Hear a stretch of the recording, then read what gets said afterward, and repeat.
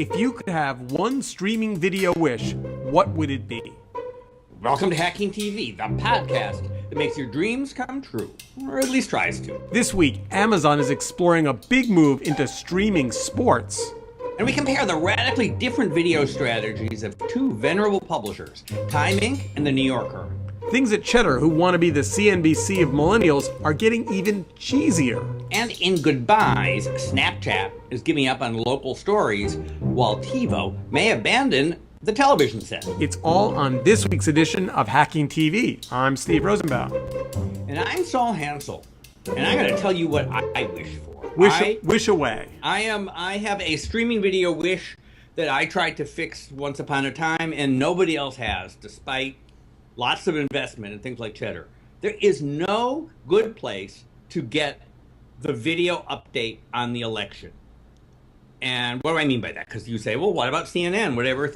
If I want to go and just sort of see in one place, okay, show me the video of Hillary, who today, wobbled out of the 9/11 reading, then show me the best commentary about it, and don't make me have any repeats, and don't have stuff that doesn't make sense because it's been updated since then, right?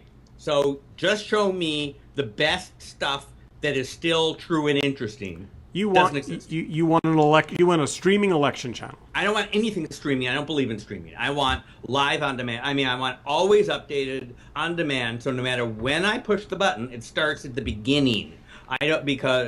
My whole theory is that live is what makes TV news stupid. And if we get rid of live, we get rid of stupid. I just want to point out there are hundreds of millions of dollars betting against you on that, but we'll set that aside because we have a lot to cover. We have a lot to cover. We have a lot to cover, and I don't want to. So I have a wish. One thing on my wish, which is just as a subset, I wish that somebody would just put up an archive of everybody's TV commercials, so I can go look at what are the latest commercials from all the candidates. I don't believe. Oh, I see. All right. So my wish. Yep. Is that the original passion of the internet, which was that we were going to get deeper and narrower, and there's going to be more granularity and quality, would come to video. And boy, I am seeing so much stuff pushed to my Facebook feed that I don't want to see. But in any case, which brings us almost magically to what Amazon is doing. There's a story out where some guy went over to Bloomberg from, I forget which TV network, Tennis Channel, and he was doing an interview, and he, let loose that Amazon has been all over them trying to buy sports rights. And that's interesting, and it raises a bunch of questions, I think, about what exactly Amazon Prime is going to be. Let's start with this, I think, agreed upon Saul and Steve kind of level playing field. What Amazon Prime is today is not the end game of what Sir Bezos is planning to play. Yes. And there was an interesting quote in that article. Amazon has been leaning forward on sports. They want to be a new age MSO. MSO, right, multi-systems operator or whatever, means cable company, means has lots of channels. Right now, Amazon Prime is sort of a one price for a whole bunch of stuff, single channel. And the first thing that ran through my mind when I thought about sports is sports rights are really expensive, and it doesn't make any sense to put all those sports rights into a package everybody has to pay for, at least in the long run. I don't know. Does that make... No. They're already starting to let you add on some things. I think you can add on the Tribeca shortlist service if you're an Amazon Prime. There's a bunch of things you can subscribe to kind of to top off your Amazon Prime subscription. I actually think that they have a whole cable. You can actually buy Comcast subscription. So I think they are trying to be exactly that. The place that is, your portal and payment center for TV in all its forms. Right? And isn't it as simple as, he's already shown us his playbook, right? When he got into books, there was he never said books was the end all for Amazon. So when he started getting into, repeat television shows. There's no and now he's doing originals, and now he's doing sports, right? I mean, there's no doubt that he wants to, be the single point of entry for all things video. Yeah, absolutely. And, the model, and I think, you could argue that he's trying to do what Apple would have wanted to do, but for a bunch of reasons couldn't make happen. And, right, so Apple was sort of in the pole position to be the technology and internet service intermediary between the Hollywood and the media companies and all the users, and they have not been able to see eye to eye, right? So those deals haven't been cut. I mean, pause.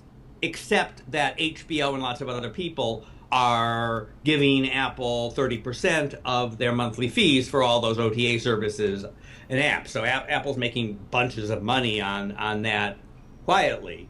But and maybe the iPhone announcement didn't have to have, timing wise, I lose track of when the Apple TV announcement is in the calendar year, but video was not really mentioned. No, but again, but when you think about it, the Apple TV, I mean, they keep iterating it, and so people are putting up apps, and so you could argue that if people buy the device or iPhones or iPads, they download HBO and they pay 30%. I do, right? I mean, I don't like to do it this way, but it was easiest, right? So 30% of my $15 a month for HBO is going to Tim Cook.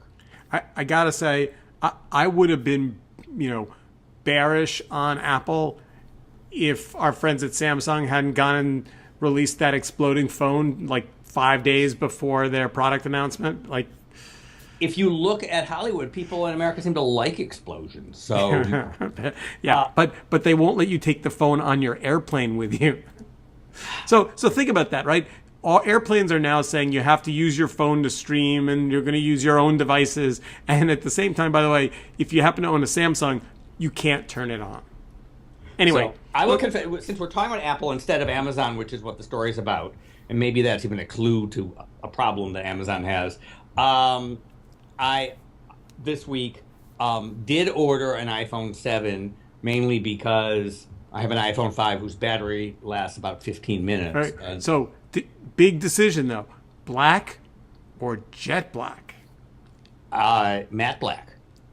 The jet black didn't. No. Matt Blank is an actor. You got confused. Yeah, well. You ordered Matt Blank? It shows up on Thursday in my box. Yeah, I'm not ordering a 7, so you should come wave it around. All right, so let's get to these two publishers who, as we said in the top of the show, have taken very different journeys into video. Who do you want to start with first? Well, I want to start by ridiculing starting anything called the People/Entertainment Weekly Network.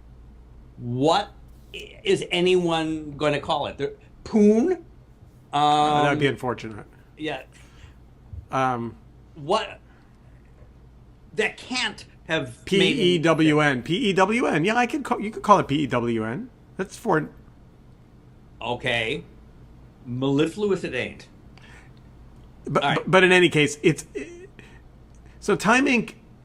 has had a couple of swings at video already, right? I mean, they've had a couple big hires. They've had some people move on. They've said we want to be making tons of video. Maybe they are, and none of it's made its way to me. I think they're doing a lot of what a lot of people are doing, which is having, a bunch of little video clips that rewrite the news that are of no importance. And they have an app that nobody pays any attention to that was supposed to be like a portal. I think this makes more sense in a couple of ways. It's about something, right? The People in Entertainment Weekly are about showbiz and celebrities and stuff. And so if you see an app for that, particularly if they had a good name for it, you'd say, I get it, right? that's where I'm going to watch stuff that might otherwise have been on E or whatever else you might watch, and at least they can explain it. They're doing sort of what Cheddar is doing in that it's claiming to be a live streaming service, although they're only producing 5 hours of original programming a week that they're going to rotate around along with a bunch of old stuff that they own. But you can watch it all on demand. So we'll see, but it's free with ads. As a first programming effort, as someone who's spent, an awful lot of the last 15 years of my life being involved in the 9/11 Memorial Museum and working at the site and making a film about it and now making another film about it, I can tell you one of the difficult things about 9/11 as a subject is asking the audience to care about 9/11 the day after 9/11. Okay. And so the fact that they're releasing their what? Right. So that's one of their first things is a 9/11 documentary. The children of 9/11, 15 years later, they're releasing on September 13th. I mean, it's a little like trying to go get bags of candy corn the day after Halloween. It's way. My girls love to go to the 90% off sale at the CVS. But anyway. I commend them for that choice of topic. I wonder whether or not that film actually should have aired on Saturday or on Friday or on Thursday of last week as opposed to... It is not impossible that when somebody commissioned that thing, they thought it would, and then something happened. Yeah, no. It feels like exactly that kind of marriage where they had this new thing, they had a launch date, they needed to... But when I think about People Entertainment Weekly as a launch, Children of Not... I guess maybe that's a clue about what it's going to be, but I was thinking it was going to be more People Magazine. Well, that's what the article said. Heavy coverage of Game of Thrones and Star Wars. That isn't stupid because after cats and sex, celebrities is the top thing on the internet. So, all right. So on the People Magazine Entertainment Weekly network, we're going to take a wait and see attitude and see what we're saying that the other than the name, the strategy sounds better than a lot of stuff that comes out these days. But they actually, the other thing is it's a bet on long form shows. There are hour-long shows. They've got half the commercial load of cable, which is still 60 seconds of ads every 8 minutes. So we'll see whether people put up with that. And we'll compare that to, first we'll compare that to the New Yorker. There was a neat article in Nieman Lab sort of checking in with the New Yorker on what they're doing and noting that they have, what would count as a viral hit in the scale of the New Yorker in the unlikely subject of their head copy editor who calls herself the Comma Queen and does a series of very entertaining 2.5-minute videos on important questions like, is none singular or plural? So I saw her present at TED. And I have to say, she was absolutely one of my favorites. She was scathingly funny and critical and sharp-witted and kind of take no prisoners copy editor. She was very funny. I would like to say that in one teeny way, this is your wish granted, because you're asking for the sort of niche content from original people that the internet, nobody in the cable world would have ever made a show about a copy editor. But guess what? Not only did they make it, but it's hit. My daughters love the Comma Queen, and Claire binge watched them all a ways back. But unclear that in and of itself is an economic solution for the New Yorker. Yeah, so one of the things that I always think makes sense is having your aspirations and the scale match up, right? So here's what Condé Nast is not saying they're trying to do with New Yorker videos.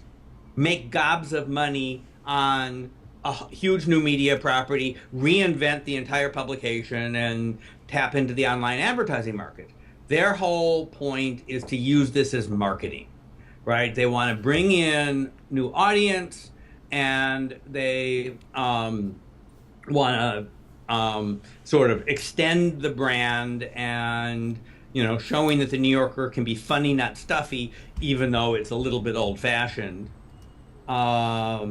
is a great way of drawing people into what is now a partially paywalled service, right? So they have a couple of people who do this. They do video. It's almost like what the newspapers were doing with video a couple of years ago, sort of opportunistic. But for a magazine, it sort of makes sense. So we've studiously avoided until this program talking about Cheddar, and now I think studious. I'm very interested in. Well, now's the time. Now's the time to. So let's start with. We'll get to the article in a minute, but let's start with the Cheddar homepage, which is how you've attempted to view Cheddar and not gotten past it, right? Because you didn't want to give it your credit card.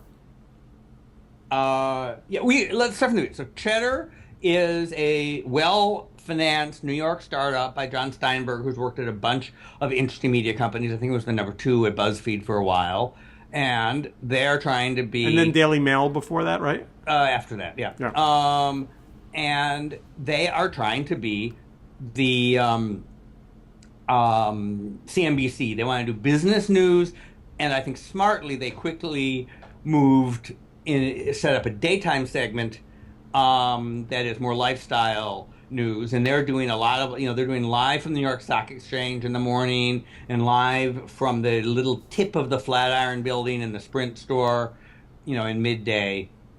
And it's sort of a, chat live thing. So here's what's interesting. So you got as far as Cheddar by going to their homepage, which is what I have now up on my screen. I got to Cheddar because I get a live feed on Facebook. Uh-huh. You hit a paywall and said, yeah, I don't want to give you my credit card to start this free trial. I, on the other hand, watch it every day, or I don't actually, but I could. It appears on my feed every day. And when you click into it, what do you think of the programming? Well, I don't click into it. It's already streaming. It just kind of rolls by. When in the times you've sampled what has wandered in front of you,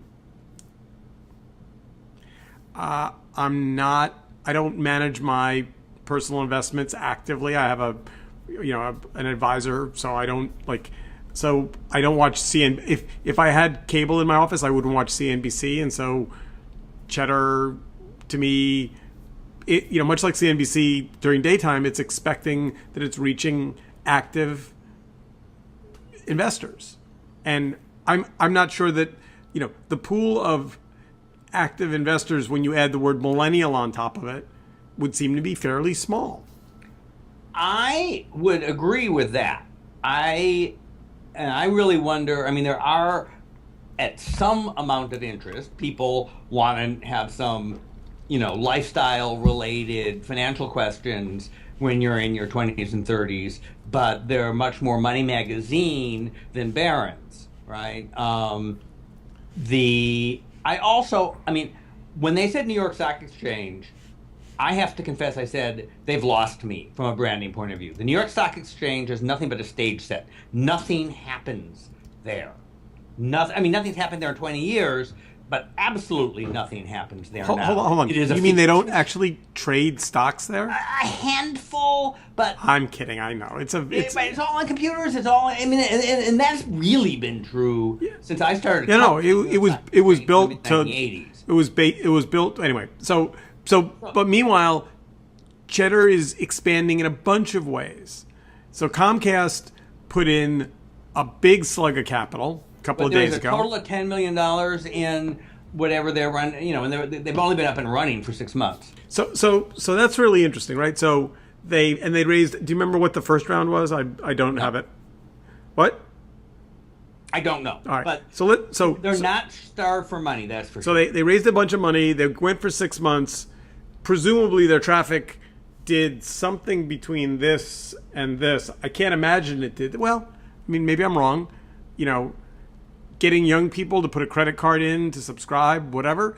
but clearly the progress was enough that it convinced the folks at Comcast that they were gonna, double down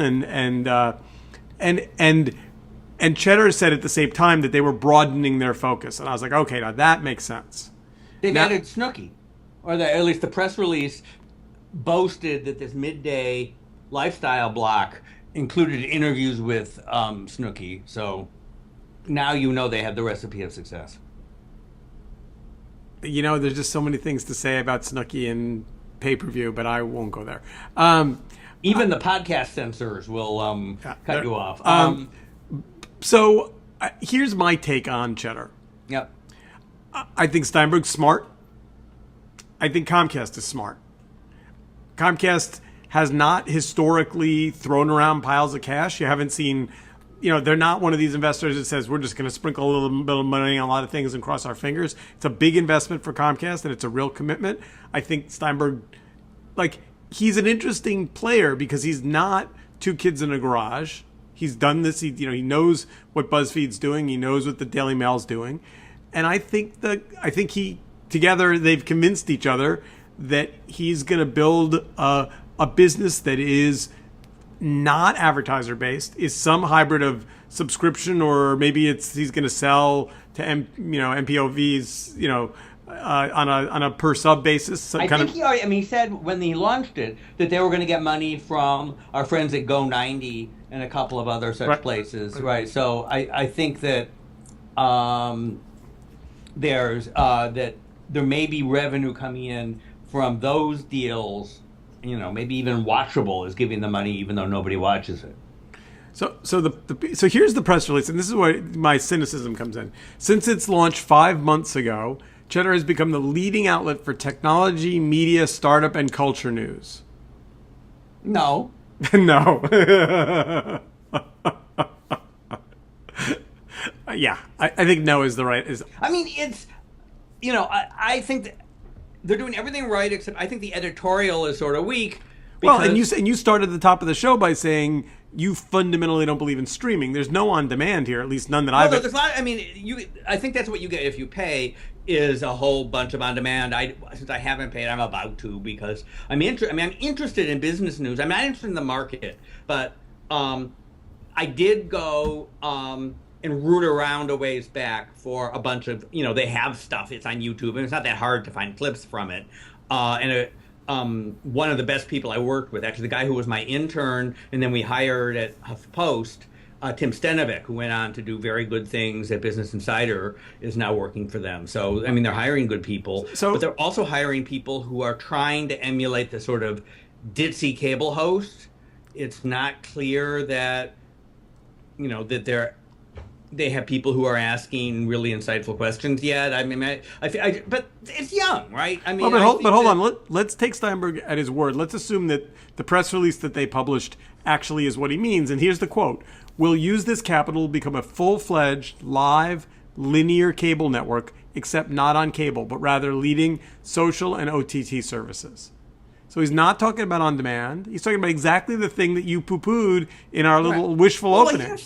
Come on, take the guy on. Facebook Live, everyone's talking about live, but nobody. And live is interesting as a distribution mechanism, but it's not really solving people's problems, right? Notice how many live podcasts there are. None. But we'll see. It's. If you're going to raise money and do what he does, you have to sound trendy, right? So, saying live. I think they're doing live. I think that's a mistake. But I think that it's not a mistake. It's a mistake that to believe that the liveness is really what's going to be important, because you have to produce the stuff anyway. So you could make an argument. Why not leave the camera on while you're producing all your on-demand stuff? All right. But, I want to make sure we have two more important stories we have to touch on, so let's make sure we get to them. And the next one is, what is Snapchat doing exactly? What are they killing and why? They're killing, right, daily local stories where they had a staff of 15 people edit all the stuff that was uploaded into sort of a montage for New York City or Chicago or whatever. And I haven't seen them. You said you've seen some of them. So I have to tell you, I really liked them. Uh-huh. I thought they were well, because the truth is, watching 19 clips from somebody in New York is fine, but somebody who scans all this great late night music, cool stuff going on, and kind of puts together an amalgam and says New York, I dug it. I thought, I thought it was great. It's the first thing Snapchat's done that makes me go, really? Like, you guys are so starved for cash, you had to chop 15 heads? Like, what? Well, again, this reinforces my idea that editing is what creates value for viewers. We passionately agree, and so why would Snapchat? They say they're shifting to live event coverage. Was the announcement? So it either, live, if somebody else is holding the camera, is cheaper than paying people to edit, but it also could be that it didn't hit their audience. Maybe their audience and roundups of local news, I don't know. Do you think that when you looked at it that there was a defined audience that was going to love it? If what you're saying is I'm not their target, maybe not. But could you imagine your son liking the thing that you liked? To be honest, my son and I have had this conversation. He doesn't like any of the branded stuff that Snapchat's put on top of their service. That whole 3-circle click that takes you to media brands that are building Snapchat, he doesn't understand what that's doing there. He ignores it all. Because it feels inauthentic? It's just not brands he's interested in. Got it. But I haven't yet asked him about... Speaking of brands that your son probably isn't interested in, except you have one in your house, there's TiVo, which was the hottest thing 20 years ago. Not that anyone ever bought one, but they are doing something interesting. At least according to a filing they made with the FCC, they're coming out with a box that doesn't connect to your television set. It is some sort of DVR streaming device that you put on your home network, and it records over the air or something, and then you could stream on demand your whatever you recorded over the air onto your laptop or cell phone or something. Is this a device that you think anybody wants? So a couple things. Let's start by celebrating the fact that the last time that we talked about TiVo and you chuckled mercilessly about the fact that I own one and that made me old, they are in fact not dead yet in the parlance of our friends at Monty Python.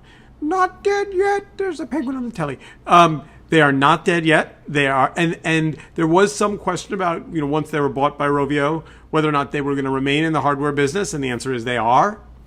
Well, Yes. This is filing with the FCC and actually paying the factory, getting into the stores and launching it are two different things. If they go through with it, they will be in the business of selling some hardware.